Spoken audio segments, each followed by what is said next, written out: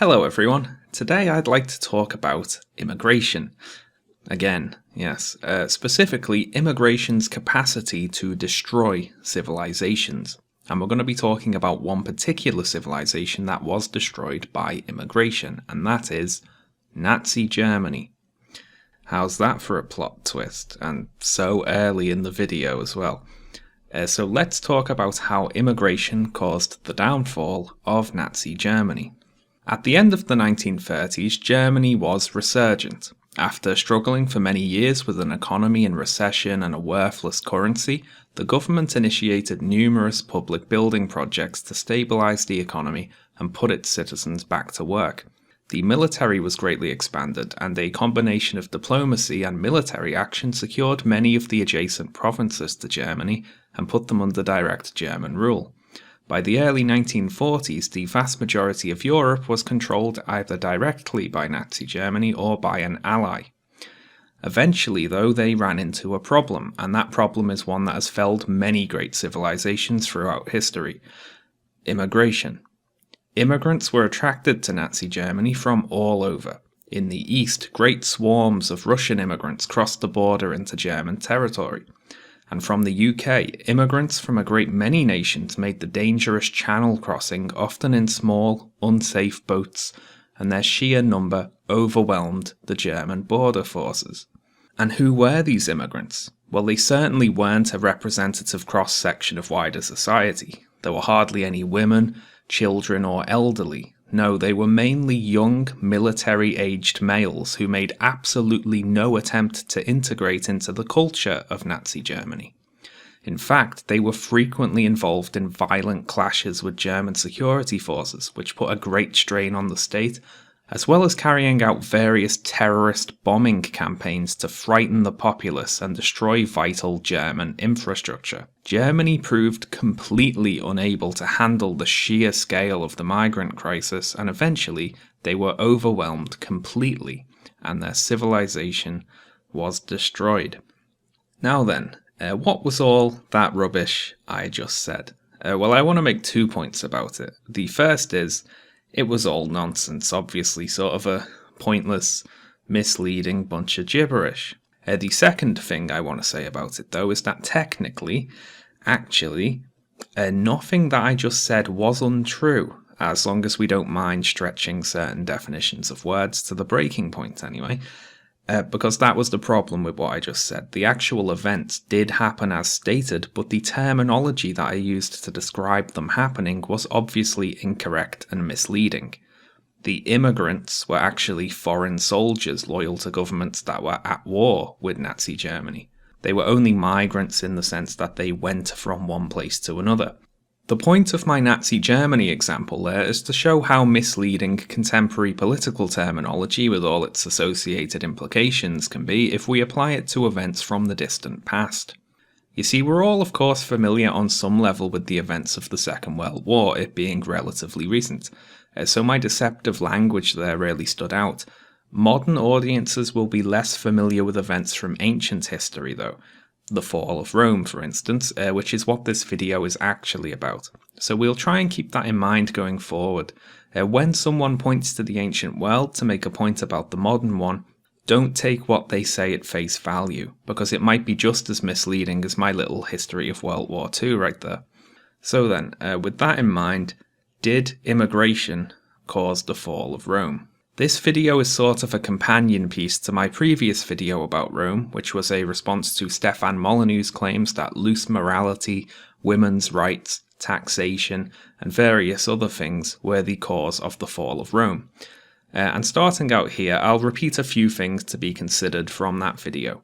Firstly, when people say the fall of the Roman Empire, they usually mean the fall of the Western Roman Empire, because the eastern half kept on going for another 1,000 years, until someone invented a cannon strong enough to bring down the walls of Constantinople, which in itself highlights the more practical and tangible reasons that empires often fall, not due to some degradation of morality or national spirit, but instead because someone invented a really big gun and shot them with it. Virtue and spirit are all well and good, but they're not going to stop a 600-pound cannonball. So anyway, we're going to be talking about the fall of the Western Roman Empire, which most historians date to 476 AD, when a chieftain called Odoace revolted against the empire and deposed Romulus Augustulus, the last emperor of the West. And I see two approaches online when someone's attempting to pin the fall of the Roman Empire onto one singular event or concept, with the aim of making a modern political point. The first is one of direct comparison. The Roman Empire is the EU, and the Germanic tribes who fought against Rome are directly analogous to modern migrants and asylum seekers, for instance. Now, this approach is easily foiled by simply pointing out the many differences in the two situations. Ravenna fell because it was captured by a military loyal to a rebellious enemy king. For an actual direct historical comparison to be legitimate, we'd need to see something like an army of former Syrian, say, allies revolting against the EU and then invading Europe and occupying Brussels or something. This reclassification of an enemy armed force to simply immigrants is every bit as misleading as my Nazi Germany example. Now, the other approach you see is the more interesting one, the one that acknowledges the differences between given historical and contemporary situations, but makes the case that there are enough similarities to justify the comparison. And that's a little more interesting to talk about. For instance, in 376 AD, 100 years before the fall of Ravenna, Rome did have to deal with a migrant crisis, which led to a costly war, the Gothic War. During a precarious time in Roman history when the empire could ill afford costly wars. And it is this crisis that various clever clogs who know their Roman history often cite when making the argument that immigration led to the fall of Rome. And so we'll also be talking about that migrant crisis today. But before we get to that specifically, however, I'd like to talk about a few relevant events from throughout Roman history, which I think are key to understanding exactly how and why the Gothic War started. And I'd like to kick off by asking a question, and it's quite a big one. What actually did cause the fall of the Roman Empire? And the interesting thing about the various singular reasons we could cite here is that since Roman history covers such a huge amount of time and Rome itself existed under so many varying forms of organisation and government, there's invariably an alternate example from Roman history that counters any one reason by itself. Now, for instance, we could look at the fall of Rome strictly militarily.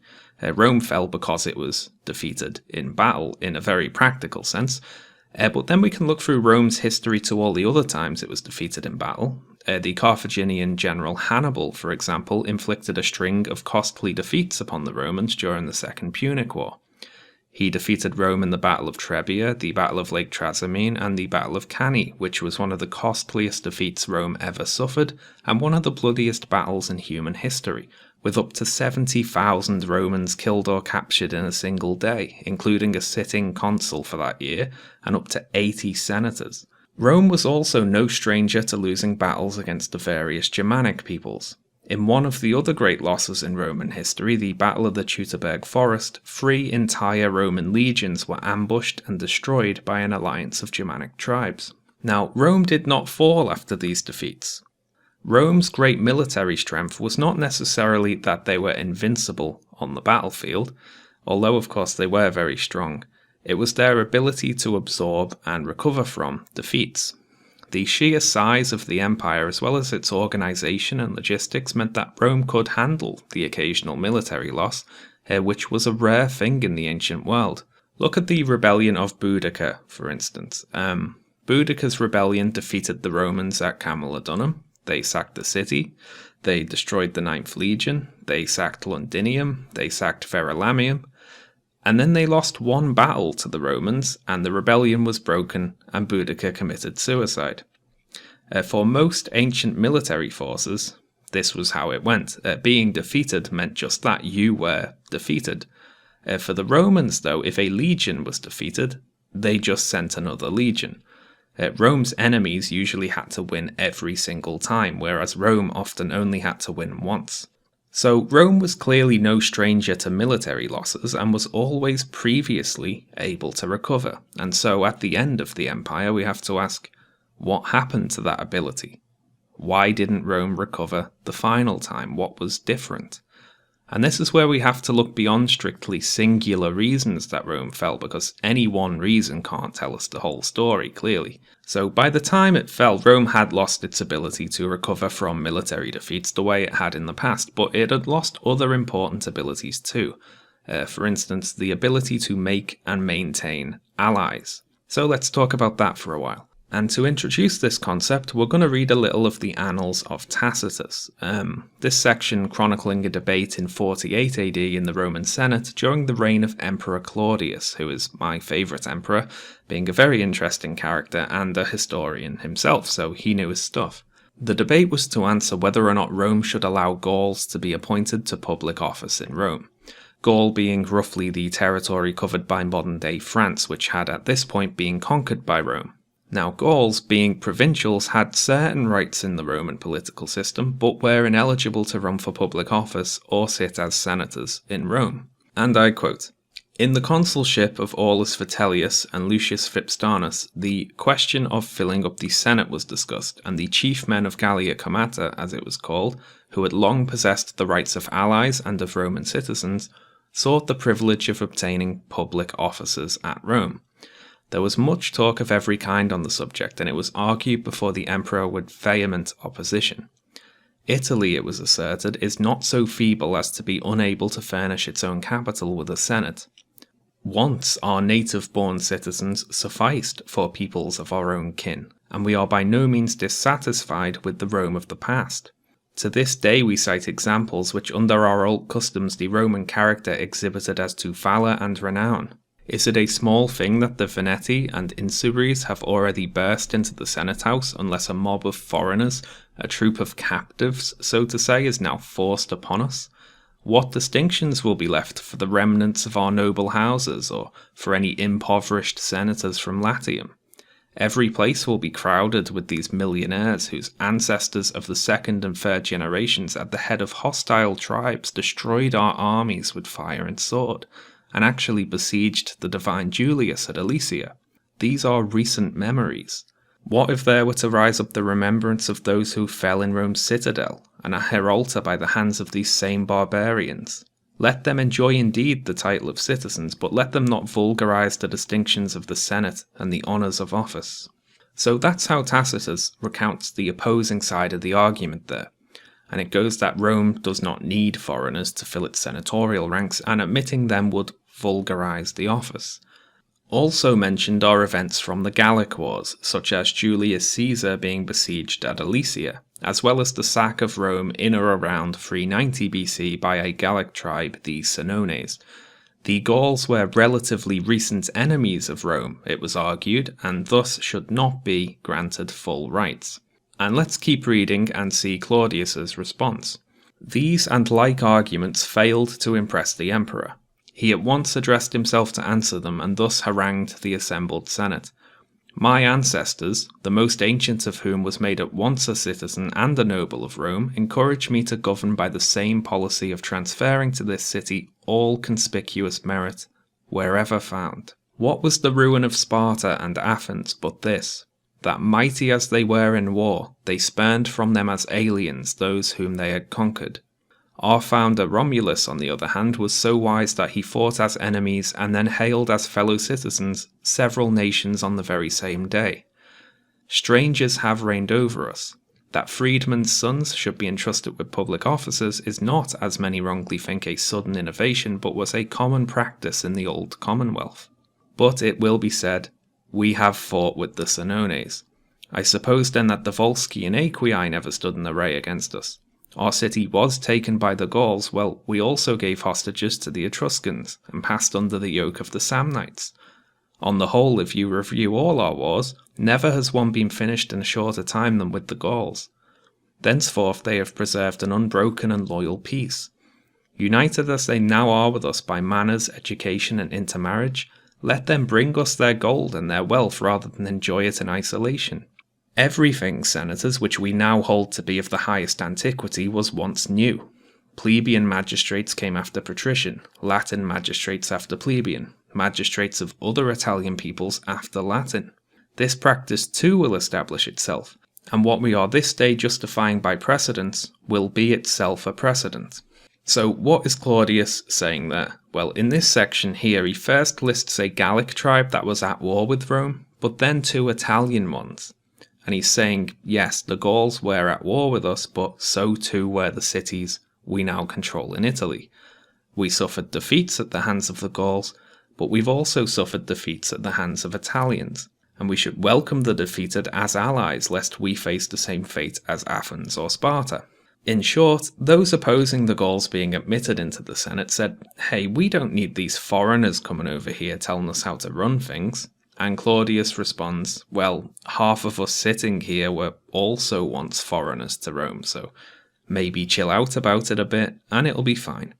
It loses something in translation like that, but there you go. And what I'd like you to take away from that little scene there is that for Claudius, one of Rome's great strengths was its ability to turn former enemies into allies, like Goku. And I'd like to elaborate a little on a conflict from Roman history involving some of the Italian tribes mentioned by Claudius there. From 91 to 88 BC, the Roman Republic fought the Social War, also known as the War of the Allies, which saw several Italian city-states rise up in revolt against Rome. And the reasoning behind this conflict is especially noteworthy here. So then, prior to the Social War, Rome had effective control of the whole Italian peninsula. They had defeated or allied with the other tribes and city-states and had the ability to both tax and demand military aid from them. And this was not an insignificant thing.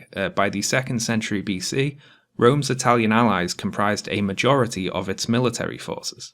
But even though the allies were being taxed by Rome as well as being made to fight in Rome's wars, they received a disproportionately small share of the spoils and land, and they did not have Roman citizenship rights.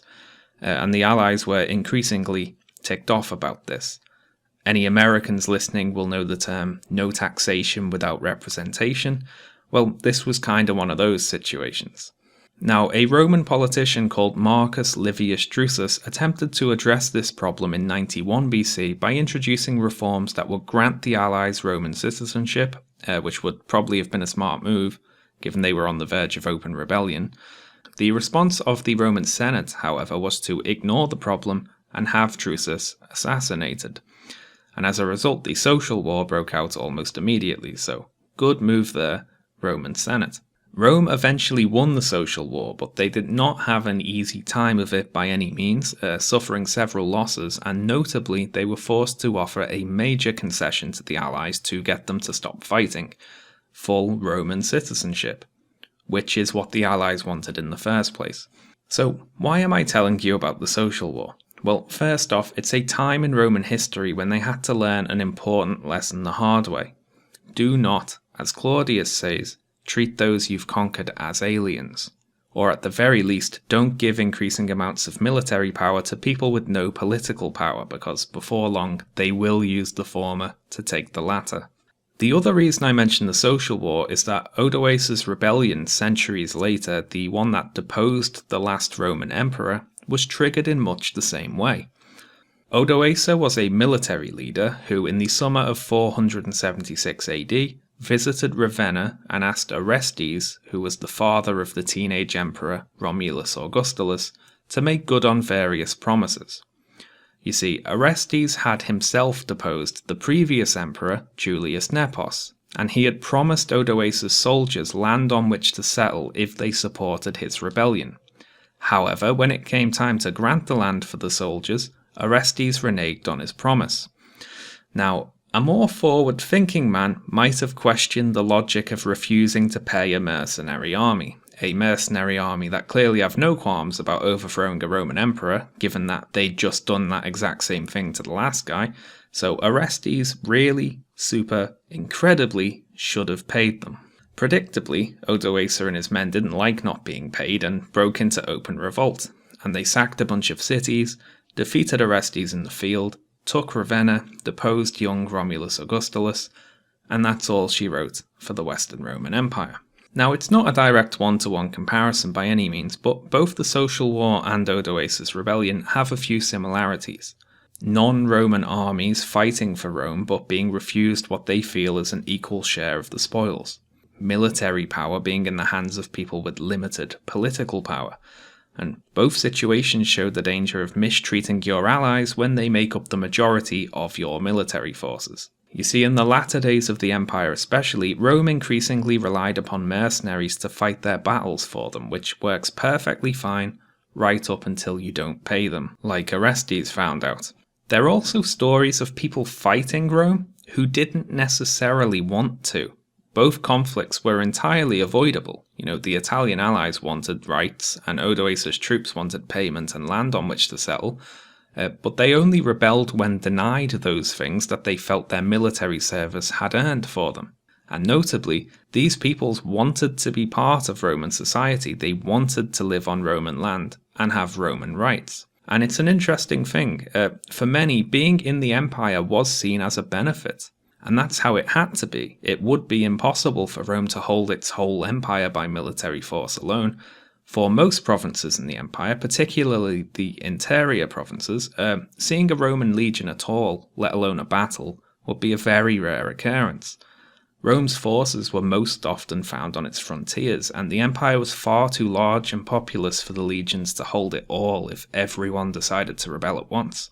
Now, they didn't rebel because, for the most part anyway, they wanted to be in the empire, and migration into the empire occurred throughout its whole history.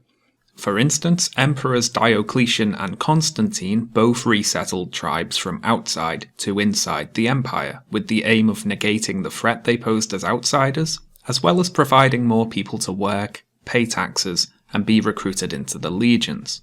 In the 1st century AD, a Roman governor of Moesia was recorded as transferring 100,000 people of those living across the Danube into the empire with, I quote, their wives, children, chiefs, and kings, and this was recorded in a dedication to him as one of his great achievements. And that's something you wouldn't see today, is it? A politician bragging about bringing 100,000 migrants into the country. So Rome did have a history of successfully and peacefully managing migrations into the empire. And so now we come to the Gothic War, which I mentioned earlier, the war that followed a migration of Gothic tribes into the empire. And so we have to ask, what went wrong? What was done differently in that case to distinguish it from the successful migrations? So in 376 AD, a large number of Gothic peoples arrived on the Danube River, which was the border of Roman territory, and asked if they could settle inside the empire. The Goths were fleeing from the Huns, who were currently riding around on horseback, shooting arrows at people and generally just being menacing. The Goths sent envoys to the Eastern Roman Emperor Valens saying, hey, can we move in with you please? And Valens said, okay, that sounds neat, I can tax you, you can join the legions, let's do it. I'm streamlining the actual historical record here if you hadn't noticed. Now this correspondence took some time as Valens was off preparing for a campaign against the Sassanid Empire in the east. Now firstly, since the emperor was preparing for war on another front, he had left only a skeleton crew manning the Danube border. And secondly, since the correspondence took a while, the Goths had thousands of people all sitting put on a riverbank for a very long time, and they started to run out of provisions. So when they began crossing the river into Rome, they were coming as a hungry and desperate people who outnumbered the Roman border force. And they were armed too.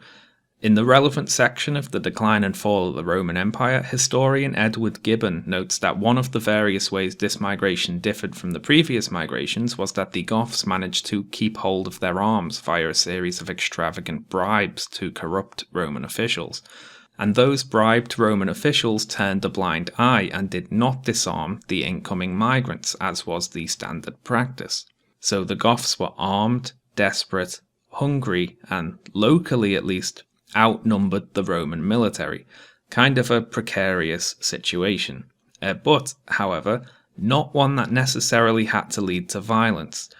I mean, the Goths wanted to be part of the Roman Empire, and they'd come in peace. As long as the Romans weren't actively antagonistic towards the Goths, there's no reason they couldn't have been resupplied, apportioned some land, and set to work churning out taxes and soldiers.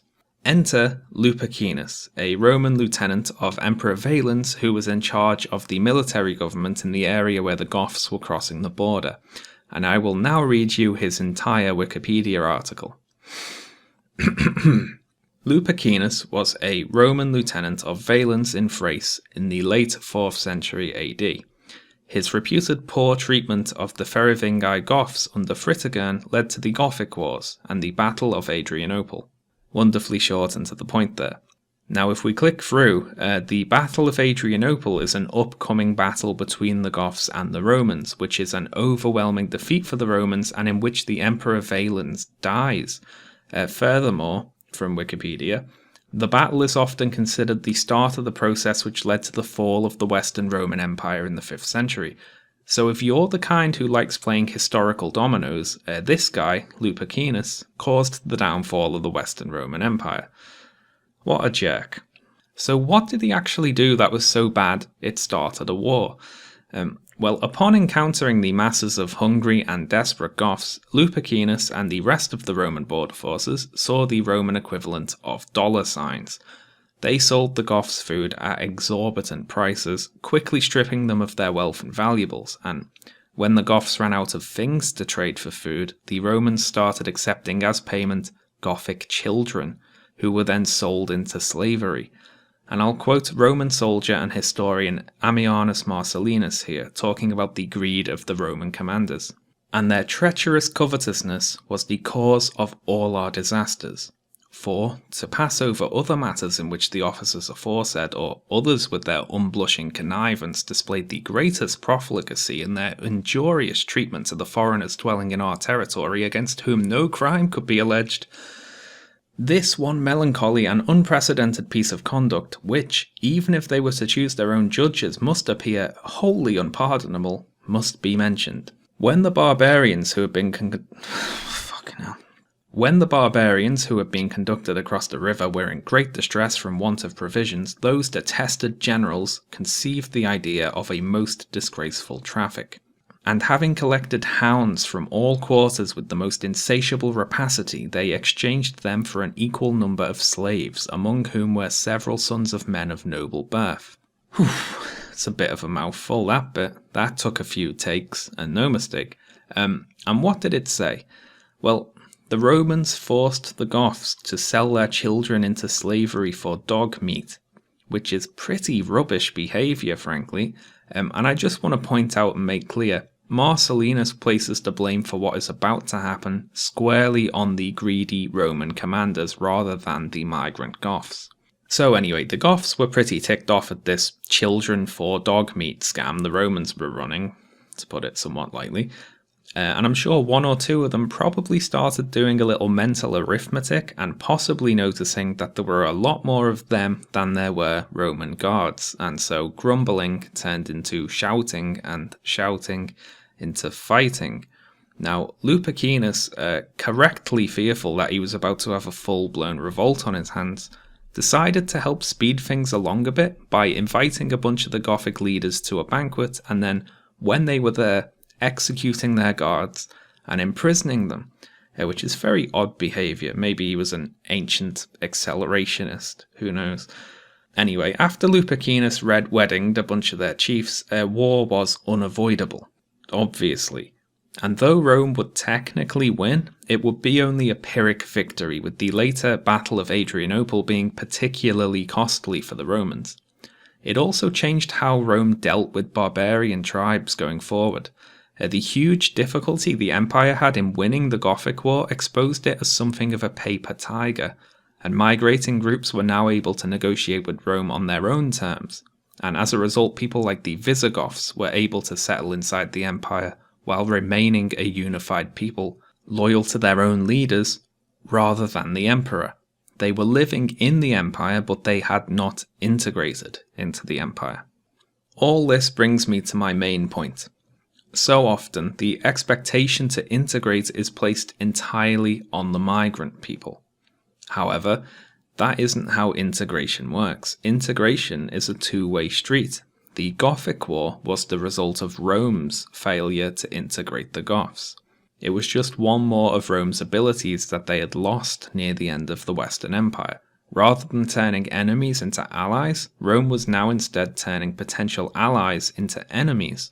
And this next point is shamelessly stolen from Mike Duncan's History of Rome podcast, which you should listen to if you haven't, because it's great. In the conclusion to his series, Duncan wonders what the Western Roman Empire could have been had it successfully integrated the various Germanic peoples.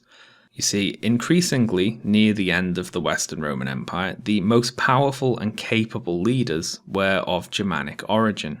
However, Rome's unwillingness to see a German as emperor imposed a ceiling on the political power they could attain, and that's why at the end we start seeing puppet emperors. Emperors of the correct birthplace and from the correct families, placed onto the imperial throne to act as proxies for the Germanic generals who had the real military power.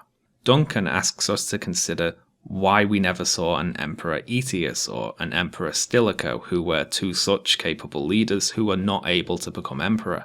And it was only a matter of time before someone like Odoace came along, took power, and just neglected to appoint a puppet emperor.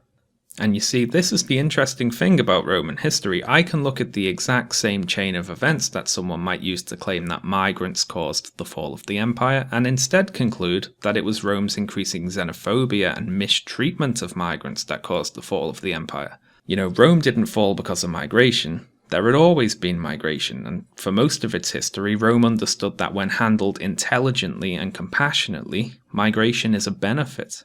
Rome fell, in part anyway, when it started acting against this knowledge. And I'd like to wrap up here with a thought. If we simplify the armed force that took Ravenna and deposed the last emperor to just immigrants, then yes, immigration, in a silly and misleading sense, caused the fall of the Western Roman Empire. However, by that exact same logic, immigration created the Roman Empire, because Romans setting out from Rome immigrated throughout the Mediterranean, taking over cities and civilizations and filling them with Roman buildings and Roman people and Roman legions. So if you're a fan of the Romans, then immigration is good, right? Do you catch my drift? I've flipped it. I've turned the argument back on itself. It's clever that, isn't it? Anyway, thanks a lot for watching, everyone. Like, subscribe, leave a comment, all the usual things. Let me know what you feel about me doing just a straight history video. If I bored everyone to death, I apologise. Also, before I go, I need a name for my YouTube channel. It was called Shaun and Jen, but Jen isn't involved in the YouTube videos at all anymore. Though don't worry, Jen fans, you can still find her over on Twitch. Anyway, I've taken Jen's name off the YouTube channel, but I can't just have a YouTube channel called Shaun, can I? I don't know anyway. So if anyone has any bright ideas, please leave them in a comment below this video. I'm very excited to see what you come up with. Also, a big thank you, as always, to all my supporters over on Patreon, who also, as always, are scrolling by right now, feeling all smug and satisfied that they're in the credits. And if you'd like to be up there with them, consider pledging me $1 or $2. Anyway, thanks a lot, and see you next time, folks.